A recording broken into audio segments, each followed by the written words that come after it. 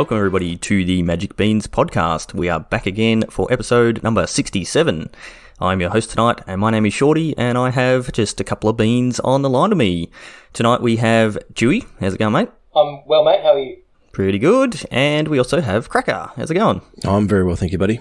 Good to have you back. This is 2 episodes in a row. I think you've been back. So it is. He's on a streak. Yes. Two is a streak. Let's go with that, and hopefully you can make it 3. We've got lots of things to talk about. We say the same thing every single week, but it's almost always the case. The show notes fill up very quickly. There's lots of things going on in the world of Magic, and I think tonight's episode is pretty much all focused on new and upcoming sets and announcements and things that the Wizards been dropping on us in the last couple of weeks. So plenty of exciting things to talk about, but before we get into cannot talk tonight. Before we get into that, Cracker, do you want to tell us about our awesome sponsors? Yeah, Josh and Pat's MTG Bazaar. They are a Facebook auction site where you can buy 4 sets of Chief of the Edge for $1. That's what I got last night on an auction. I just threw $1 on there and I won 4 cards, so I was pretty happy with that. I have no idea what I'm going to do with them, but we'll work that out later because they were too cheap to just not put $1 bid on. So they run auctions every night. There was probably, 250 cards listed for sale last night, and they do them all the time. So special weekend auctions with premium cards, lots of sweet foils, reserve list cards, all that fancy stuff. But just Google Josh and Pat's MTG Bazaar and you will find them. Very good. Excellent. And tell them that the beans sent you. That's right. Absolutely. One day I'll actually win an auction from Pat, and he can send me stuff that's not all the awesome prizes and things that he sends me, but Things you can actually keep. Look, we're making up for it because, my wife's outbidding me on things that I'm bidding on for her deck, right? So good. Yeah. At least you didn't actually get into a bidding war and the price is just going up and up. You did that to me last night as well, Chewy. Yeah, but I knew that wasn't going for that cheap. Yeah, so did I. But yeah, no, it's just did it for a troll. Couldn't win a Scarab God for $3, sadly. No. I have seen Chris bidding on some foil Phyrexian Vorinclexes, so I don't know if he's been winning those or not, but they seem to be quite pricey. I bet. Definitely not something I'm bidding on. But you can pick up cards at cheaper than retail from time to time through Josh. Yeah, absolutely. So it's definitely worth giving them a like on Facebook and keeping an eye out for those bargains. Yeah, actually, one thing I do like that Pat does is pretty much every single night, about an hour before the auctions ends, he puts up a list of the absolute bargains that are currently going on the site. And sometimes, I usually look at those, and sometimes you're looking at it, and it's 80% savings on these cards, and it's like, okay, that's not just 10% off of how much you can buy it somewhere else. That's almost all of it off. Yeah, absolutely. And new tokens. So one of the things that Josh and Pats do is when you win an auction, you can choose from their, I guess you call it a library of tokens now. They've got so many of them. And you can add those to your what gets shipped out to you.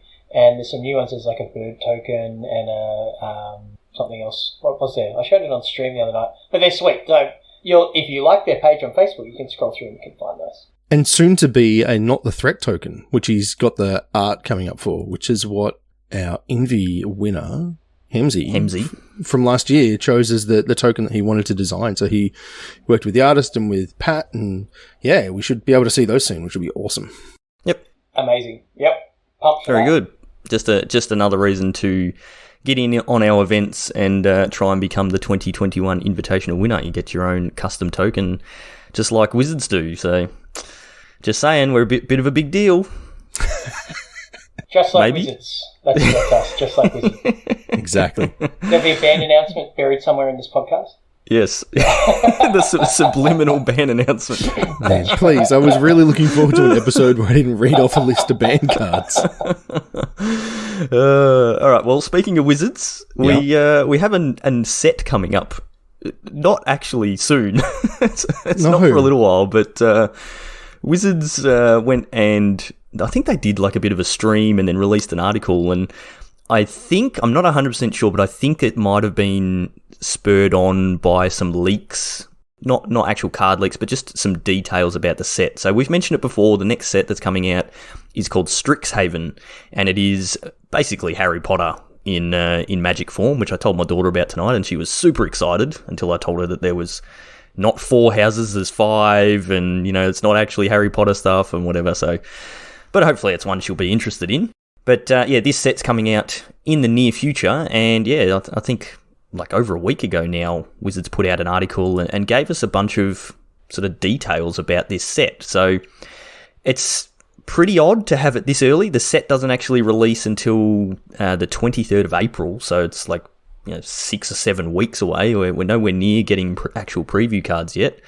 So I don't know. I don't know if it was spurred on by some details getting leaked and Wizards just kind of wanting to control the narrative and get ahead of it, or if they just went, let's do something a little bit different and put this out there and build a little bit of excitement. So, Cracker, you're going to give us a little bit of a rundown on what we're sort of looking at for this upcoming set? Yeah, absolutely. So what they have released is 5 cards from each of the colleges, as they're called, not houses, apparently, which I mistakenly might be some copyright said. Yeah, correct. I mean, really, I don't know if you could get probably not sued for saying the word houses, but anyway, there's a Boros house, which is called... If you could, then someone would have sued the Harry Potter author for all of the IP that was borrowed. Such a generous interpretation. Sorry to all the Harry Potter fans out there, but yeah. That's fine. All right, so the colleges. Oh, I nearly did it. The colleges. We just talked about this. All right, so there's a command for each one. We won't spend a whole lot of time on each of the commands, but the first house we have here is called Lawhold, which is Boros, red and white. Then there's Prismari, which is the Izzet clan. College clan? It's not. Oh man!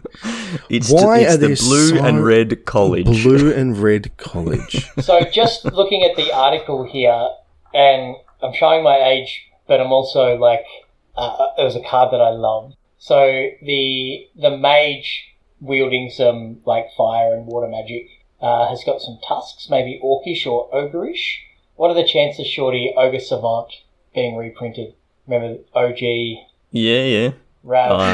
with maybe with great flavor text. He's an oxymoron. Yeah, that's why I remember it. It was a really good card in limited because it was a 5-mana 3/2 was a decent body in that format, and it bounced something.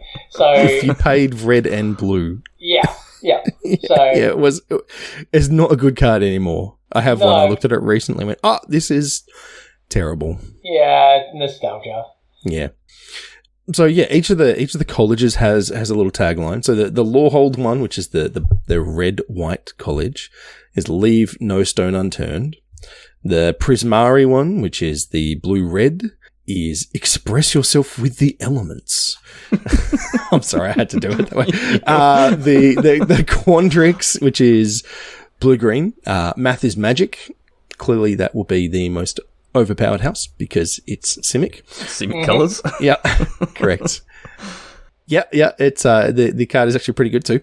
There's Silver Quill, which is white black. Sharp style, sharper wit. These taglines are terrible. Horrible. It's so bad. Then there's Witherbloom, which is Golgari, so black green. Get your hands dirty. Okay. What sort of college is this? Anyway. What's that? Yeah, it's 13 plus, remember? 13 plus. Okay, 13 plus. Look, some of the not get dirty, it's get your hands dirty. That's what I don't know if that's any better. Look, they're gardeners, right? They're the gardening things. Yeah, exactly. Mm-hmm. They're the goth biomages, apparently. Goth biomages. Anyway, that actually seems like a really good command, by the way. Yeah. So before we get into the cards, I'm going to. I was going to say foretell, but we just had that mechanic. Come on, get some new jokes, Chewy. It's a new set. Yeah. Okay. Right. Sorry. Hang on. Chewy and new jokes. Those things just don't. They don't go together. No, it's always no. It's just the same jokes over and over and over. People. Yeah. Yes. No, you don't. You tell them to us the same time, multiple times. We just happen to be there at the same time that he's telling a new person. I should really play Ad Nauseam in Modern. Are we going to run into a generation of Magic players that is introduced to Magic through this Harry Potter inspired set, and it'll be like, oh yeah, I'm playing a Witherbloom deck, and we're going to be like, you mean Golgari? You what? And yeah, and they're going to be like, okay, boomer. Okay. I was going to say exactly that. Oh, is that what's going to happen with Magic? We're going to. I mean, it's likely. Like, it's the same thing with Sultai and Esper and those sorts of things. Like, we had, there's Junk is Abzan, I think, from one of the sets, and there's another one that never gets used. It used to be called USA for Jeskai, right? Yeah. Yeah, and Rug for Rug and for Bug Teema. and so like I guess it's just it's still Rug Delver. It's not Teema Delver. It seems to be whatever like the commentators and that sort of stuff, like what the deck lists get called on official things. So if Wizards start calling all of their Simic decks Quandrix decks, which is quite hard to say, then I guess people will call them those. But if they don't, if they just refer to them as blue-green or actually refer to them as Simic, then who knows? But there's definitely going to be people that come in and I'm new just saying, people in Magic. These are the colours that they call things. I'm old, and that makes me change averse, so I'm worried. I mean, you're going to be 40 in like 3 months or something. So Yep. Yes, you are old.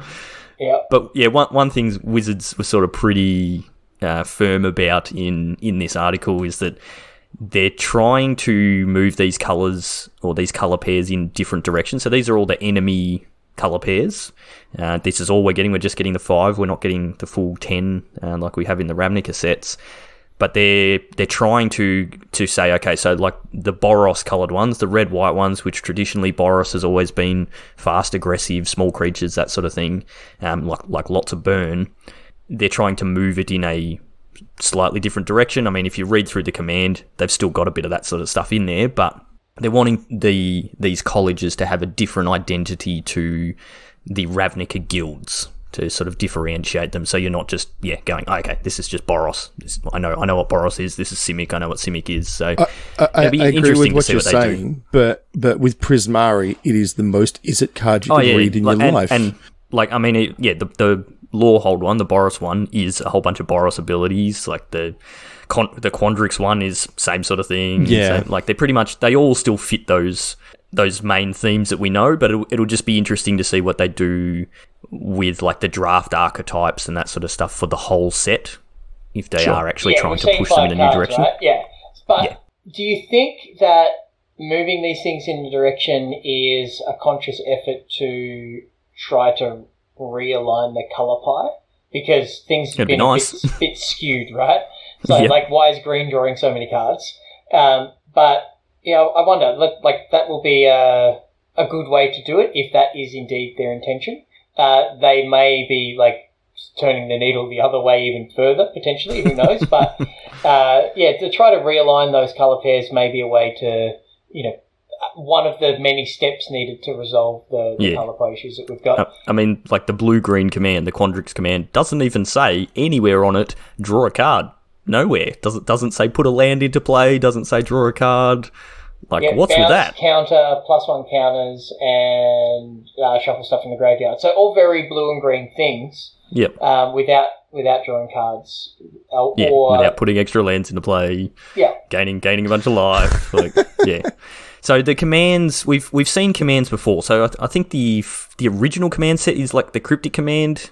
No, there's commands before that, like Dramoka's command and... No, that's Dramoka's that's way after. No, not Dramoka. No, that's Khan's block. No, the Rith the Awakener, that dragon set, there was commands in that. Was there? Oh, yeah. Where, like in the same style where it's like 4 options, choose 2? It might have been choose 1, but... okay. Let me hang on. Weren't they the charms? There was like Wraith Charm. I thought the cryptic so it was command like Profane Command, Primal Command. Yeah, Law and I'm thinking the charms. Cryptic. Yeah. The charms were the 3 colour ones that were all 3 mana, or not all of them, but yeah. So we've seen commands a few times. So there was the Lorwyn block ones. There's the Khan's block ones that were all multicolored as well. Now we've got these ones, and they're usually 4 options, and you choose 2 of them. And they are almost always playable and fairly powerful, and then every now and then you get some that are more powerful than others. So, like the last set of commands we had Colligan's command that's widely played in Modern. We had Dataka's command that was massively played in Standard and played in Modern to some extent. Dramoka's command was played like massively in Standard, not so much in the other formats, but they've all been fairly powerful. Then there is like the charm cycle that's usually like 3 options and you can choose one of them, which is a little bit different to the commands. But yeah, the commands are generally a pretty powerful cycle that we get. So and these all look pretty good. Most of them are instants, but there are a couple of sorceries. And yeah, they kind of have a bunch of options that are fitting within those colours. So it'd be interesting to see what gets played and what doesn't. What's your pick as the strongest one if you guys have actually looked through them? I think the Is It one is going to have the Prismari one. Yeah, sorry, the Prismari one.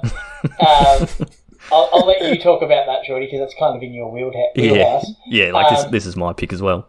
Yeah. It's one blue-red instant, choose 2, deals 2 damage to any target. Target player draws 2 cards and discards 2 cards. Target player creates a treasure token or destroy target artifact. So all things we've seen before, all in Izzet colours. It's the same mana cost as Electrolyze, which is my favourite card of all time. Deals 2 damage as well. So yeah, heaps of options there for how you want to do it. Even just creating a treasure token can be super, super handy for just that little bit of ramp. So yeah, I reckon this one's definitely going to see play, and it's just costed at that right level. Like if this was 4 mana, would not be any good. If it was sorcery, no good. But 3 mana instant speed is pretty good. So definitely looking forward to that one. Yeah, I like the Witherbloom command. Sorry if I'm stealing your thunder here, Cracker, but yeah, I am. That's fine. So, well, yeah, I can see why you'd like it. Like black and green for an instant, choose 2. Target player mills 3 cards, then you return a land card from your graveyard to your hand. Destroy target non-creature, non-land permanent with mana value, which we need to touch on as well, 2 or less. Target creature gets -3/-1 until end of turn. Target opponent loses 2 life and you gain 2 life. So each of these things is kind of okay on its own. Like it's not really worth 2 mana and the card that you spend on it, the milling through and returning a land, or the very narrow artifact enchantment removal, or the only -1 toughness, only 2 life. But when you put those together, this is one of those cards that's just kind of never dead. Yeah, for 2 mana, it's really good. Yeah, 2 mana sorcery, importantly. Sorry, not instant. It's just the versatility means that this will show up it'll show up in sideboards, but it'll show up in some numbers in main decks, in a lot of decks. Probably not as a 4-off, but I could see a lot of cards playing a lot of decks playing 2 copies of this card. Yeah, definitely. Now you mentioned their mana value. Cracker, what is he talking about? So mana value is the replacement term for converted mana cost. It's just going to be the way that they template things now. So you will have heard us say that it is like 3 CMC. Well, now it has a mana value of 3. It's literally counting the total amount of mana in the card's cost. So Witherbloom command has a mana value of 2. That will be everywhere, like on the stack and those kinds of things. So anything that refers to like destroy a target non-creature, non-land permanent with mana value 2 or less. So the card that jumps to mind there is like Wrenn and 6 in Modern, right? It's red and a green, so it's a mana value of 2, and this would just kill it. But that's kind of, yeah, the new... I guess they're just trying to clean up some of the terminology, and yeah. this all came out a couple of weeks ago. Stuff printed on the card. Like, converted mana cost uses up a fair bit of space. Yeah, it does. It does. And what is it converted from? Right, it's a confusing term for new players. Yeah. How does mana value work with X spells? Does it look at the card, or does it look at the? Yeah, I guess you would tell someone the mana value of a spell is how much mana has been spent to play that spell. Yeah. So if it's an X spell and you've spent 10, well, then it is 10 plus whatever the other cost is. So, and then when it is no longer on the stack and it is a permanent on the battlefield, its mana value is what's printed in the corner. Yeah. So it's the same thing. It's just it's easier exactly to It is get your head exactly around. the same. Yeah. Yep. Fine. Yep. Good change. I don't have a problem with it. Yep, no issues. So, yeah, like that's one thing Wizards have been pretty good with over especially the last few years of just cleaning up those little things. Even like the rules change where it was Lightning Bolt now says deals 3 damage to any target rather than having to actually put creature or planeswalker or player or whatever, like all that little bits of information. It's like just clean it all up and just say any target, easy, done, not a problem. So lots of little things like that Wizards has cleaned up, and it's good to see that they actually make those changes. Unfortunately, it is a paper game, as we've mentioned a million times, so you now have all these old cards that refer to converted mana cost, and the amount of times you play a game and it's like, hang on, did this card get errated so I can now deal damage to planeswalkers, or is this just players? Hang on, I've got to pull up the Oracle text and see what it is. So yeah, but the old cards are it's a little bit annoying. Oh yeah. But I'm all for simplification. Slight tangent. Have you guys heard the sort of the folklore story about Time Walk, where the original wording on Time? So Time Walk says, blue and 1 sorcery, take an extra turn after this one. The original templating for that was target player loses next turn. Okay. So, as in, so they just lose the game. Yeah, like I target Cracker, I target you and you meaning lose. that you lose the next turn, but it actually like blue and 1 you lose next turn. So there is such thing as oversimplification, yes. I suppose. So, they've done some more actually, because as part of this set, they previewed a bunch of alternate art cards that'll be in each pack, which are called the Mystical Archive. Come on, I was expecting like a big Mystical Archive. No. I could do that, but I have a 4-year-old asleep next door, and I don't want to wake him up. But they've done some things there. So one of the cards that they previewed as part of that is Demonic Tutor, which is a very classic card from the history of Magic. It is 1 and a black. And it says, search your library for a card, then put that card in your hand, then shuffle. It doesn't say shuffle your library anymore. Which I've heard some people making funny jokes about. Okay, so do I just do a dance? Every day I'm shuffling. I mean, everybody knows what it means. Yes. But it is. It's just that little simplification that just takes a little bit of text off of your... Because, I mean, you go back to cards a few years ago and they would say, then that player shuffles his or her library. It's like, why does it need to have all of that extra? And why does it need to specify his or her? And things like that. So, yeah. It kind of makes sense. You look at some of the old cards and it's just walls of text, and it's like, I don't know what any of that means. Well, that's why the cards were so bad back then. Like, the creatures weren't so overpowered because they couldn't fit all these awesome abilities that, Uro and things like that have these days. Yeah, attacking doesn't cause them to tap vigilance. Like, that's kind of where it started, right? Yeah, With, like cleaning up those things. Keywording things. And, yep. So you mentioned the Mystical Archive, Cracker. They are effectively like... the masterpieces, that sort of thing in this set, I'm assuming? Yep. They are. So there'll be 1 in each pack, I believe, of all different types of rarities. And one in every pack? Pretty sure that's what it was. Yeah, so it's one... you get every draft booster, you get 1 in the pack. Yes. I don't know about set boosters. I'm assuming there'd be at least 1 in a set booster. And then every collector's booster, you get 3. They do have rarities, so...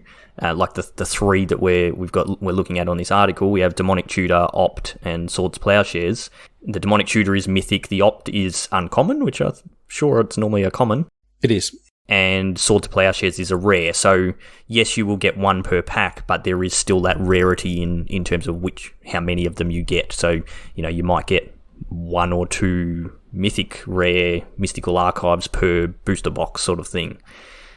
Whereas you'll get a bunch of commons and uncommons, but pretty cool. Like, whereas the old masterpieces, you would get like 1 per case, almost. Yeah, they were super rare. The expeditions and those kinds of things. Yeah, so it's closer to like a extended art card that they've done in recent times, or like just a regular set, even more common than a regular set foil. Yeah. What do you think of the art and the frame on these? They're not as good as the Japanese versions of these ones. Yeah, that's I like them. I think I need to see the physical card before I can pass judgment. Like I'm, obviously looking at them on the screen is the actual art on them is cool. It's the frame I'm not sure on. I'm not saying I don't like it. I'm saying I'm not sure. But the art in Swords to Plowshares is very cool. Yeah, they've gone with some interesting arts. It'll be interesting to see if all of them are this sort of art style, which is different to what we sort of get a lot of. Like if you scroll up and look at the art from the the commands, a very different art style for what we've got here. So it'll be interesting to see if they're all like that. So yeah, I'm tipping some of them look really cool, but I reckon the Demonic Tutor looks awesome and it fits really cool in the card frame. But the Opt is a bit weird. But Swords to Plowshares is really cool. So yeah, it'll be interesting to see what we get. But we're not going to get more previews of those for a while. Yeah, wait and see, I guess. I'm assuming there will be foil versions of these as well. So they could be quite pricey. And Cracker, you mentioned Japanese versions. What are they? They're the same cards. They're just different alternate arts. And they are crazy looking. They're amazing. Check out the article. It's got a link to the Japanese ones. And the Demonic Tutor is unreal. It looks so good. I don't know how you describe it. It's very traditional Japanese art style. With some... I guess the Opt is kind of closer to modern manga in some respects in the face and things, I think. Whereas the Swords to Plowshares is again more traditional kind of thing. It's a samurai with his swords and then literally a hoe on his shoulder? Yeah. Sure. That kind of tool for digging in the ground. But the Demonic Tutor looks like a demon that's, rising out of some stuff, which is awesome. Anyway. Yeah, and just the colouring, that art just looks amazing. It's it looks like a live action movie that has a manga cutscene. Yeah. With almost that stop motion type art. Yeah, that's what it reminds me of. Yeah, it's anyway, black and white colour, black and white drawing, but with the bright red splashes through it. That's definitely something you've seen if you've seen Japanese art, you definitely would have seen that in a lot of calligraphy things and that sort of stuff. So very cool. And again, I'm assuming they come as foils, and that Demonic Tutor is going to be worth an absolute fortune. So you can get those ones in the Japanese boosters, obviously. And I have seen quite a lot of stores, even stores in Australia, doing pre-orders for Japanese boosters. So if you're interested in that, then you can definitely pick them up. You don't have to buy them straight from Japan, so that's cool. And I believe they will come in some of the collector's boosters as well. There's a chance to get the Japanese ones actually in the English collector's boosters. So they will be available. They will be out there. But yeah, they're going to be pretty rare and pretty sought after. Yeah, sought after, absolutely. And I'm tipping we've seen 3 awesome cards already for that. I'm tipping there's going to be a bunch more that'll be really cool as well. It definitely gets the Commander players interested in. Oh yeah, big time. The older format players. Yeah. Speaking of which, there is going to be 5 Commander 2021 edition will be named after each of the colleges. Yes. Yep. So they've announced that with 80 new 1 cards. So yeah, that'll be cool. Look forward to checking out what those are when they come out. They usually release them, when they're done like this at the time of the set release. Yeah. So April sometime we'll start to see some more info on this one. Yeah, they've been doing that the last couple of years now, I think. So the last one was Ikoria, I think, when the Ikoria set came out. All the 5 Commander decks were all based on Ikoria, and then that was about the same time last year. So I guess next year, this set that will come out, the second set of the year, will have the same thing. We'll have Commander sets. So yeah, it'll be interesting to see. One thing we didn't mention is the 5 colleges are supposed to have been started, and I assuming are still run by Elder Dragons. So I'm tipping we will get an Elder Dragon for each one of these enemy colour pairs, and it'll be interesting to see what they are. It's not going to be Niv Mizzet for the blue-red college. I can tell you that now. It'll be some other Elder Dragon. So I'm tipping probably new ones because I think that surely they're going to. Oh, maybe they'll have new versions of the same name ones. No, they're literally, the name of the dragon is Lawhold and Prismari and that sort of thing. So they've said each of our colleges was founded by the Elder Dragon whose name each school bears. Oh, okay. Okay. Right. Yep, didn't actually read that. Yeah. So I'm pretty sure that's what that means. Yep. Okay. All right. So yeah, we've talked a little bit about some old cards that are getting these cool reprints. there's a whole other set coming out that is all reprints of old cards, and that is Time Spiral Remastered. So we've mentioned this before when they first previewed or kind of announced that this set was coming, and it's actually like really close. It comes out in like 2 and a bit weeks, I think, like 19th of March the set actually releases, so not very far away at all. And yeah, we're kind of in full swing of preview season for Time Spiral Remastered, which is a little bit different to normal because it is all reprints. We've seen all these cards before, but Chewy, you and I were both around like playing when Time Spiral came out. Yeah, one of my favourite sets. Yeah, we both had a lot of fun playing this. So do you want to give some people some details on what this set is and what's going on?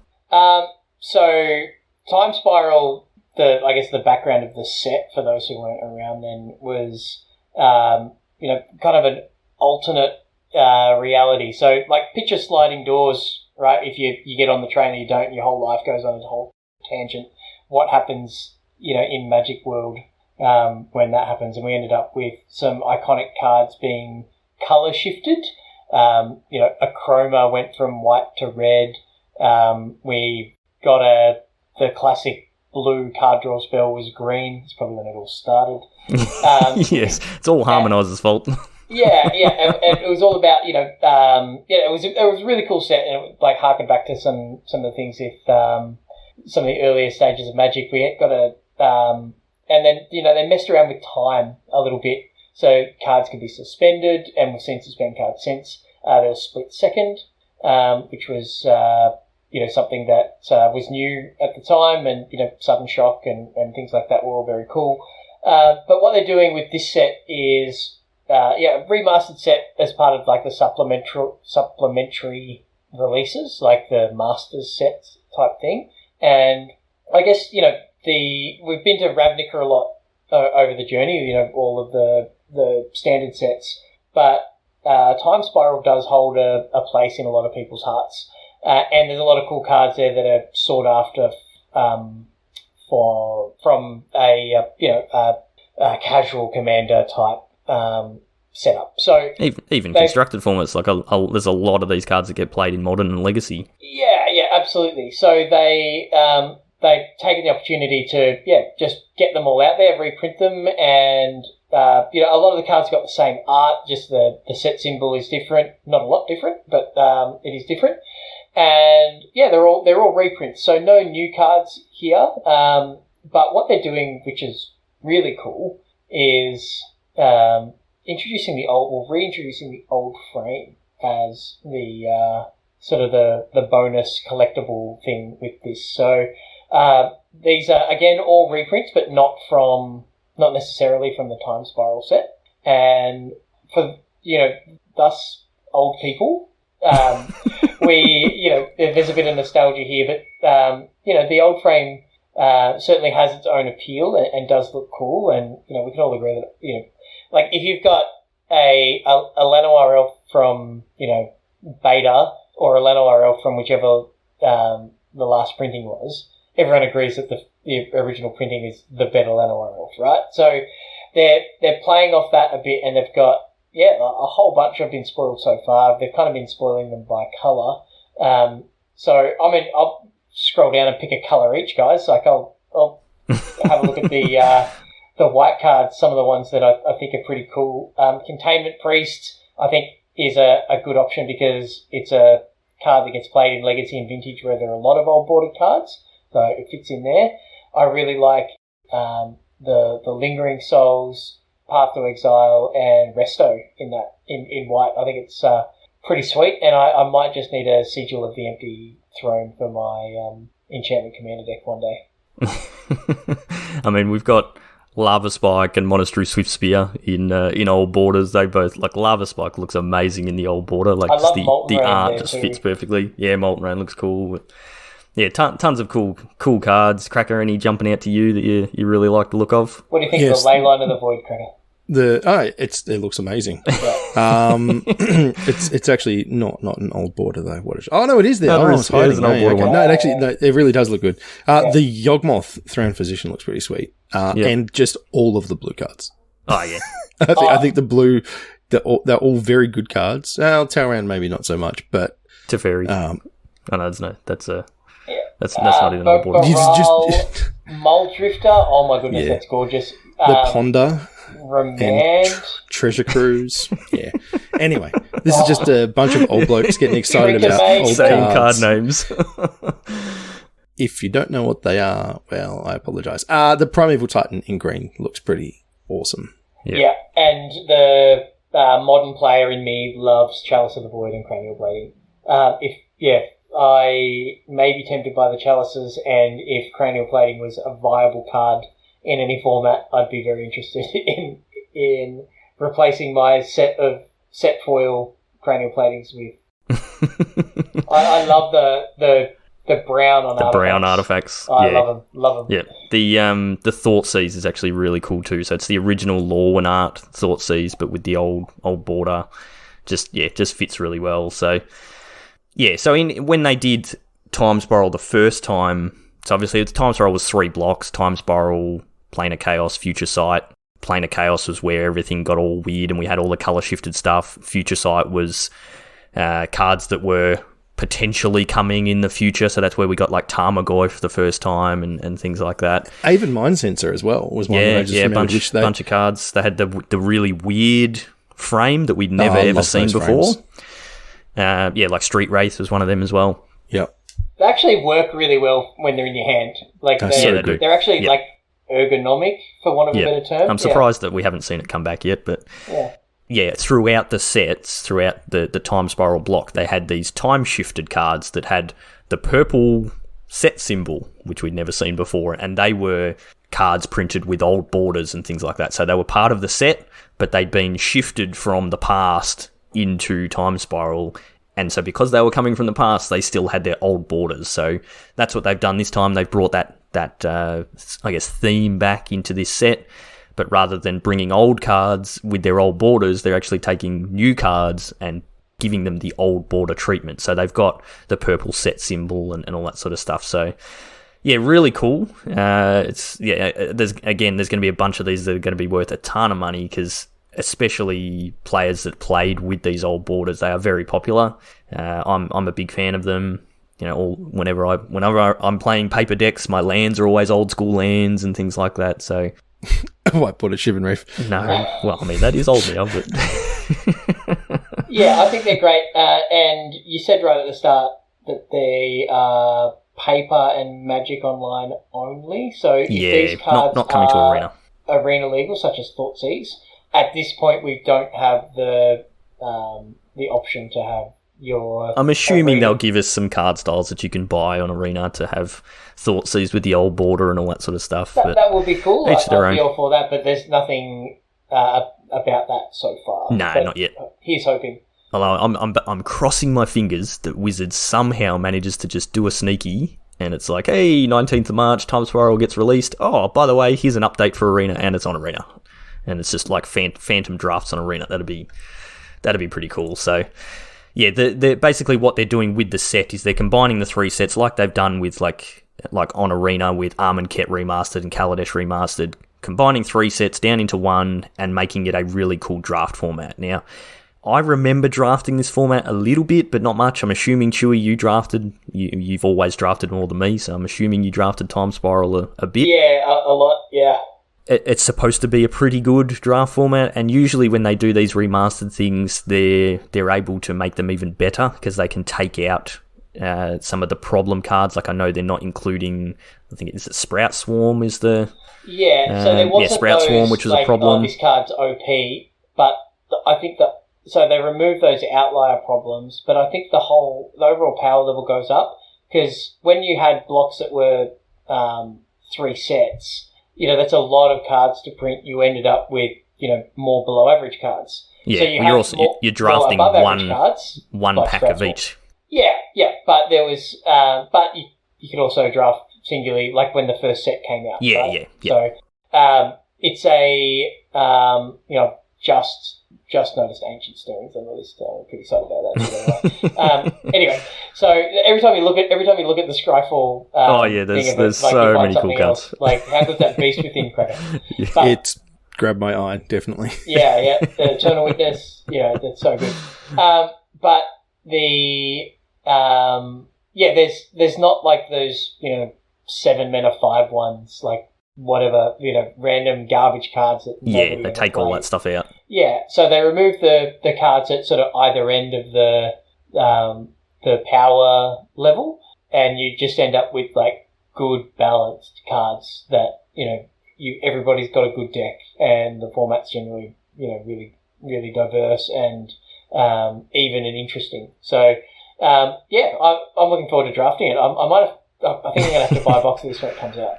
Tell you what, though, this is not a straightforward set. I'm looking at the mechanics in this. There's Suspend, there's Madness, there's Split Second, there's Morph. Vanishing. There's a lot of stuff. So this is very much a love letter to old people.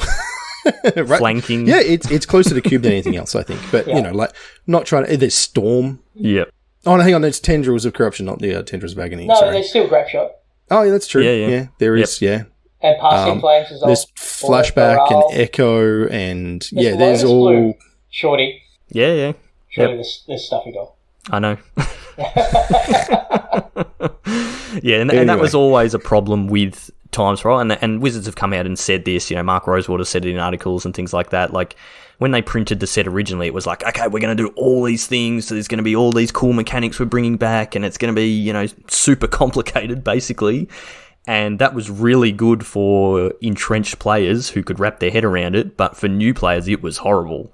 So if you are a new player, you should not be drafting this set as your first draft, because there's going to be a whole lot of stuff you're not going to understand.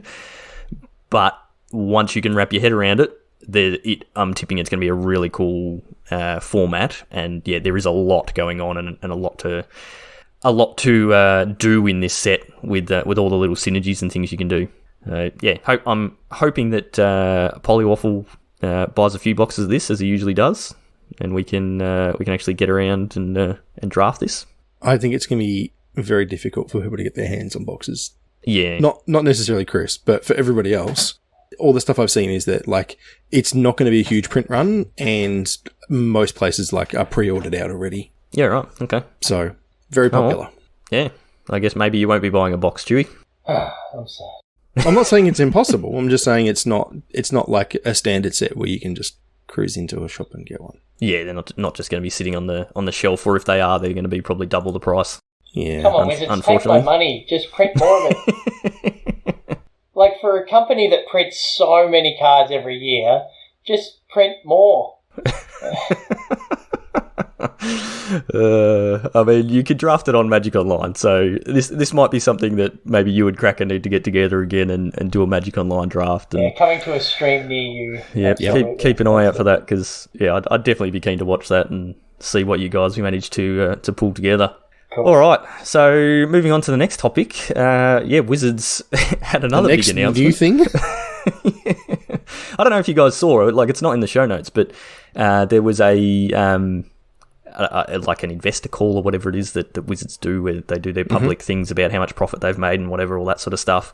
But apparently, like, Wizards is now like its own full division in Hasbro. Yeah, nice. Which is, like, previously it was just Wizards is a subsidiary or whatever they're called, like just a department, I guess, of Hasbro, and under the Hasbro banner. Now they've actually got they are their own full-fledged part of Hasbro, which is amazing. Like, it just goes to show how much Magic has been growing, and you listen to well, it's D&D as well, Magic right? D&D's been huge years. Yeah. Well, I mean, everybody's been playing Zoom, D&D and whatnot through lockdown. So. Yeah, hopefully that means they get a bigger budget that they can spend on more staff to do more testing and things like that to prevent what we've had for the last couple of years. But yeah, part of that is like Wizards announcing expansions, and one of them is this thing called Universes Beyond, with a whole new logo that looks really terrible and Shorty, you sound awful. Really thrilled by this announcement. Actually, I am. I think it's awesome, but what is it? Cracker, what am I talking about? It's basically an extension of things we've already seen. So they've now given it this official title of Universes Beyond, and it's going to be where Magic Wizards start dragging in external IPs. So we saw this, right? Yeah, we saw this last year, specifically with Secret Lair is the one that they're referring to with the Walking Dead cards. And so they're saying that's going to be grandfathered into the Universes Beyond. So this is where we will have probably unique new cards that come from different IPs. So, controversy aside, there was the Rick card and the Negan card and, all that kind of stuff that came out as part of the Secret Lair. And I expect we're going to start seeing these other things, but they're not strictly going to be Secret Lair. So they've announced 2 new IPs, and one of these I know a bit about, and the other one I know nothing about, but I know you boys do. Yes. So what exactly is Warhammer 40K? I don't know. Well, good talk. Yeah. That's a whole new podcast. It's a tabletop war game with painted miniatures and terrain that you make. So it's a whole other hobby, and something that I first started playing when I was about 12 years old, and played up till, I don't know, when was the last time I had a game? Probably 5 years ago. A long time ago now. Yeah. Still got all the models though. But it's a universe that I've always enjoyed. It's another one of those universes that borrows a lot from everywhere else, mostly. Yeah. But it's a really fun game. It's a cool hobby. There's a lot of people into it, and it's another hobby that's exploded over the last couple of years as well. Yeah, it has, definitely. Resurgence. And so they're looking to expand into Magic, and this is a mutually beneficial arrangement, I'm assuming. But yeah, my mind's spinning with what sort of Magic cards it get. You're looking forward to casting some Space Wolves? I Primarchs as Planeswalkers, maybe, or the Drashnian, which is Abaddon the Despoiler's demon-possessed sword. It's cool. We had Negan's baseball bat. Why not? So yeah. I think it's pretty cool. Yeah, so having some beloved Space Wolves emblazoned on a Magic card, pretty cool, I reckon. Yeah. It's weird that they did 40k and not fantasy. Yeah. Because it's more in line with the Magic theme, but it's or Age of Sigmar or whatever fantasy called now. But I, as a 40k nerd, I'm stoked with it. I think it's going to be cool. I don't know, it makes sense to me because it gives a real point of differentiation. If it's just another fantasy-themed thing, which we'll talk on in a second, then, they just blur into one. And, how do you know that it's not just, a new generic Magic card? Yeah, that's true. And, Mecha Godzilla wasn't offensive. Yeah. So having, Beyond the Fell-Handed, the Space Wolf Dreadnought shouldn't be offensive either. Yeah, you're getting in another audience, effectively, a lot of Warhammer Fantasy players. So I started playing Warhammer Fantasy when I was 12, I think, as well. Still got my models sitting on the shelf behind me, things like that. Played a bunch of 40k as well. It's a huge world, there's a lot of lore, all that sort of stuff, but a lot of fantasy players probably already know about Magic and may already play it, that sort of thing. Whereas 40k is kind of fairly separate because it's futuristic. It's set in the year 40,000, so it's all big mechs and spaceships and tanks and laser guns and bolters and all that sort of stuff, stuff that is so different to what we see in Magic. So it will be very different to anything we've seen before in terms of actual Magic cards. But you're also bringing in that audience of people that play a completely different game in a fantasy genre, but a futuristic fantasy genre, to the Magic fantasy world where it's back to, orcs and dwarves and all that sort of stuff. Although 40k has that. 40k has orcs, it has magic, it has dwarves, it's got weird space creatures and stuff like that. So it should be cool. I'm super excited about that one. It's going to be very cool. What's the other IP that we're going to be seeing, Cracker? The other IP is one that doesn't borrow its ideas from anyone because it is the granddaddy of all epic fantasy, Lord of the Rings, which I'm very excited about as a big fan of that universe. Amazing. I just watched the Lord of the Rings movies again, but watched them with my almost 7-year-old. And she didn't fall asleep? No, she was glued to it. And keeps stopping me in the hallway with the broom telling me I shall not pass. It's the proudest dad moment ever. It's great. Nice. and then just like drops the broom and goes, "Run, you fools," and tears off in the other direction. It's So you're a bit of a fan of Lord of the Rings, Cracker? Yeah, I loved it. Read The Hobbit and Lord of the Rings when I was, a much younger lad. It was one of the same for me. Kind of, it was a thing that my mum put me onto. It was a book that she read as a young girl, and loved it. And then saw all the movies on release days as much as possible when they came out and stuff like that. So yeah, big fan. And just huge amount of respect for the groundwork that this laid for, like, the entire genre. Yeah, the whole fantasy genre. Yeah, it really did. It really was. There's probably some earlier works that you could point to, but nothing on the scale that Tolkien produced. It's the world building. The world building, and just like, he just wrote like the Silmarillion and stuff like that. Like, there's all this extended stuff that isn't even really a book, but there's just all this history and things. I mean, he created Elvish, right?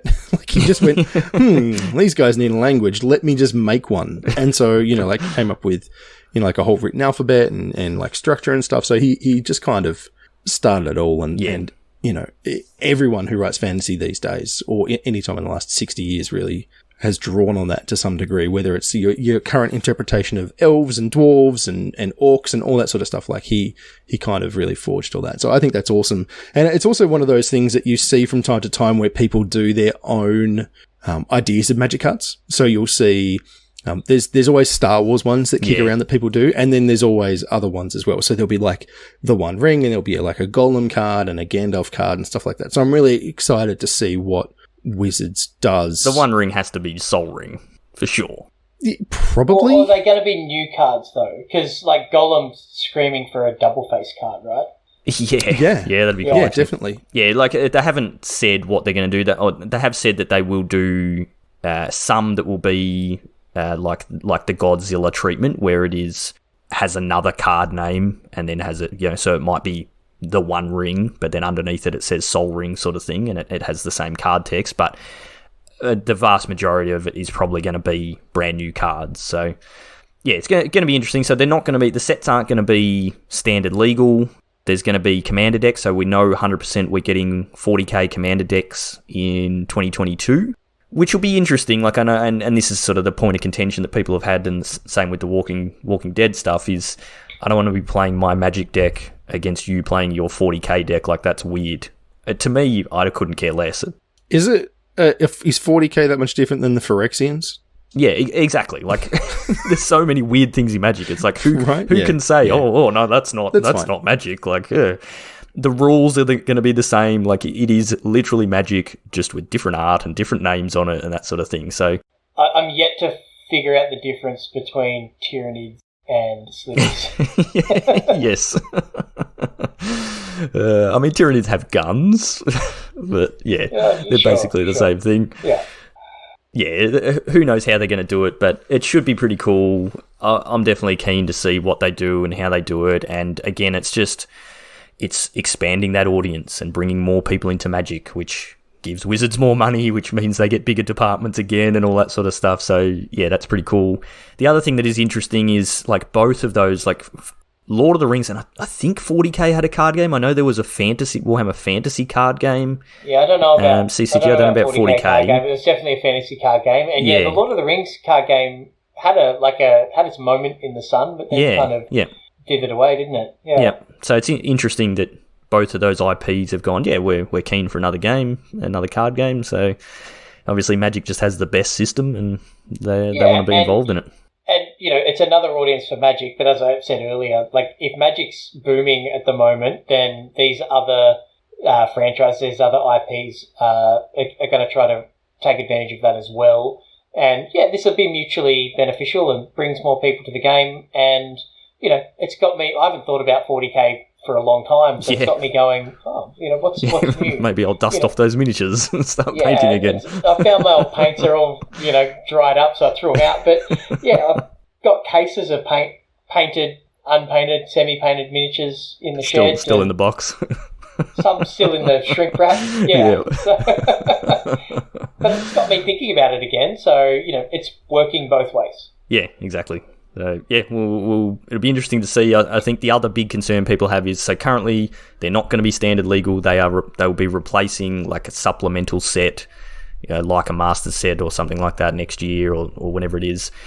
The concern is that if it's successful, will Wizards then go, okay, well, maybe let's do a 40k or some other IP actual standard set?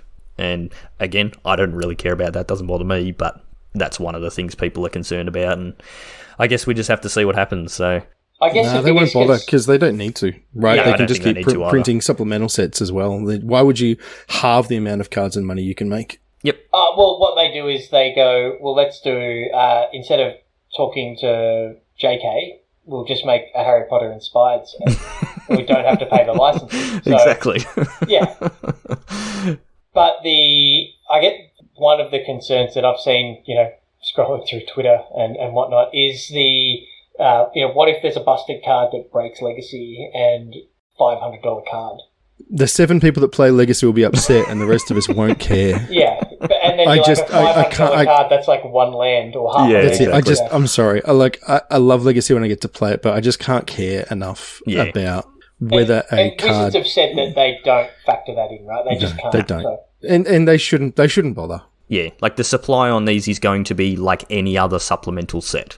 So it's going to be printed the same amount as like Modern Masters will get printed, that sort of thing. So there's going to be supply out there. It's a bit different to the Secret Lair that they did with The Walking Dead, where it's you buy it in this window and then after that you're never going to get them again. So if, a card is becoming busted, people are going to be buying more of the packs to crack them and all that sort of stuff. So yeah, I don't see that being a problem, but it's Legacy, whatever. Yeah. I'm looking forward to it. I think it's cool. Like, I love both of these universes. Yeah. If I had to pick 3 universes to, and never have another one introduced into my life, it would be 40k Lord of the Rings and Magic. So I can't complain. Yep. And then it'll be interesting to see where they go. Like, obviously, if this is successful, they're going to get other companies on board going, oh, yeah, that worked really well for Games Workshop, so we'll get on board on that. Here's our IP. You can do Star Wars, or you can do Marvel, Avengers, or whatever. Yeah. Like, who knows? So, yeah, should be pretty cool. All right, so last thing we're going to touch on is just a quick update on our league. So we fired up our Kaldheim League 2 weeks ago. We did the awesome live draw, which was a lot of fun, as it always is, and used the sorting hat, so to speak, and put people into their... it was Teferi's puzzle box, thank you. Put people into their groups. We ended up with... We had enough Harry Potter on this episode already. Yes. We ended up with exactly 48 players again, which worked out really well. So we've stuck with 4 groups of 12. And yeah, our round robin group stage has kicked off. People have been playing their matches fast and furious, actually. It was awesome to see. Like, even the first night after we did the draw, we had people playing their matches, and there's been a ton going on. So really appreciate everybody getting in early and getting some matches done. We are basically halfway through the league now for the group stage, so we're recording this on Thursday night. And yeah, still a lot of matches to go, so don't slacken off. Start contacting those people you haven't heard from, and we'll be starting to kick people in the backside to start playing some matches. Chris, Scott, get out there and play your matches. So glad we got 46 entrants. Yeah. We've also been streaming. You and I both streamed. Yeah, yep. Shorty and Cracker, you didn't stream to Twitch, but you had some stuff going on in the Discord last weekend, which was that's right. Cool. I completely forgot. Yeah, I ended up with a bunch of people watching. It was a lot of fun. Yep. They all. I gave lessons in how to lose. Yeah, nice. Very good. Yeah, I was pretty generous with those instructional pieces of information. No, it's all learnings. I tell you who I lost to, Roland Royce. Everybody lost to Roland. Yeah, that is true. He's finished. He's done. Yep. He was done in a week and went 10-1. Yeah, massive effort. Which is insane. So congratulations for being first to finish and first to top 4. Yeah, definitely locked in. 100% locked. Yep. By 3 extra wins. The person that he lost to is actually P-Jaw Invitational player from last year who's currently sitting at 7-0. So Yep. I think PJaw's looking at Rolling Royce going, you know what, you've gone 10-1, mate, I can make this 11-0. Let's bring it on. So Well, I mean, it happened last time as well, right? Yan Ray went 11-0 in the last league. yeah. It did, yeah. So it's possible, but Group Cracker getting it done. Yeah, that's pretty good. It's pretty even actually across the group. So I was having a bit of a look at that today. There's no groups seem to be slacking off, which is awesome to see. And even our international players are getting in there on the weekends and stuff, and getting those matches organised. So yeah, very good to see, and good to be having some stuff played on stream. Chewy, you did a stream last week with JMud doing some commentary. That was a lot of fun. So I had 3 of my matches teed up, so we played through those, and J-Mud pointed out my mistakes, and was chatting to everyone in that was watching along, and then we had another, I think, 3 matches where people just streamed their games into Discord, and I just pulled those into the stream, and J-Mud and I just did some commentary on that, and that was really fun because you guys know how much fun it is doing commentary. So it was just a little taste of that, and J-Mud had an absolute blast as well. So it is something that we've opened up to anybody who's interested. If calendars align and your bandwidth's good enough to jump on to one of our streams and do a spot of guest commentary.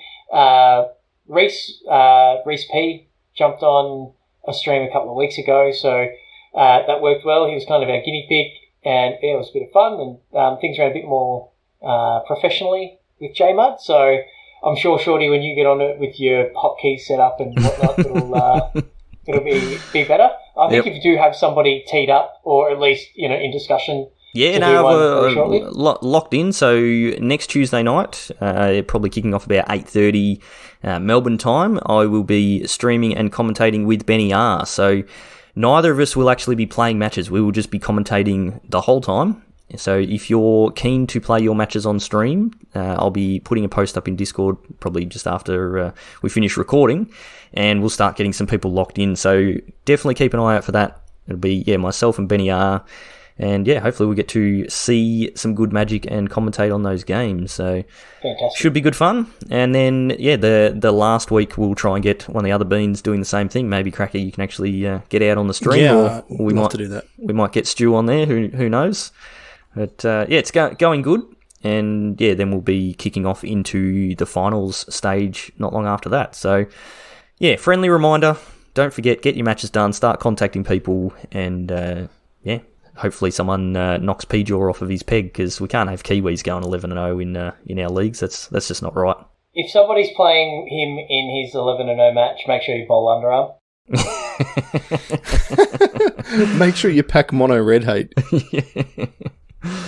Very good. All right, so that's going to do us this week. As always, if you want to get involved in these leagues and stuff that we're talking about, the best way to do that is to jump into our Discord.